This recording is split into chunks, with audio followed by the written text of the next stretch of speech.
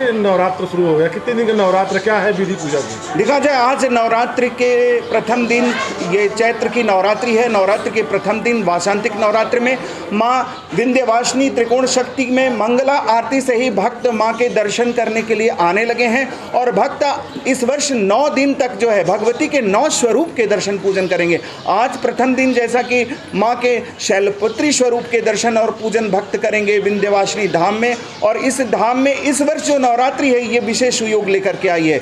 ये नवरात्रि अखंड नवरात्रि है, इसमें किसी भी तिथि का क्षय नहीं है। और आपको बता दें ये नवरात्रि अपने आप में विशेष होती है, क्योंकि नवरात्रि ऋतुओं के संधि काल में होती हैं। एक ऋतु प्रस्थान कर रही होती है तो दूसरी ऋतु का आगमन हो रहा होता है, तो उसे नवरात्र कहते हैं। और हमारी धार्मिक मान्यताओं के अनुसार नवरात्रि में भगवती की समस्त शक्तियां धरती पे आ जाती हैं। और इसी धरती पे उनकी शक्तियों को आने के कारण ही हम अपनी पूजन और अर्चना के माध्यम से और उपासना करके भगवती की शक्ति को प्राप्त करते हैं। और अगर शक्ति को प्राप्त करने के लिए भक्त को माँ विंध्यवासिनी जैसा दरबार मिले, त्रिकोण शक्ति का दरबार मिले, तो क्या कहना है।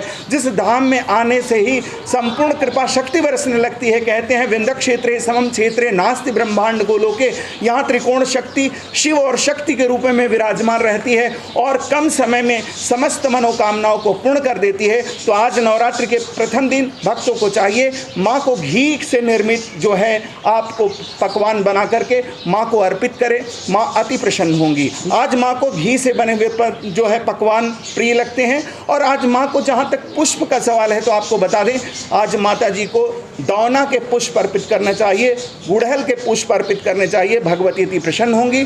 और नारियल के साथ साथ पुष्प का अर्पण करने की भी विशेष मान्यता है।